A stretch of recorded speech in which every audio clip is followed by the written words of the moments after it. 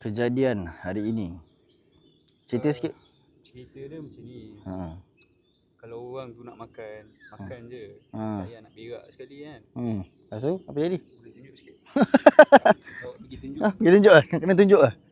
Itulah tadi belagak buat RM10,000 lah, berapa minit lah, pagi-pagi lah. Kau tengok dah kena berak dah. Monyet. Masalahnya busuk.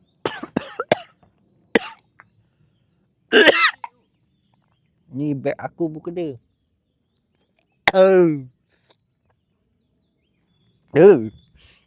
Seorang ni tersidai kat sini, nak duduk pun tak boleh.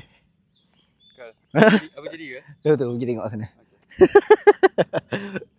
So kisah ni sini monyet. Selalunya dia cuik makanan dia, cuik makanan tak apalah. Ini dah cuik makanan. Lepas tu pergi berak.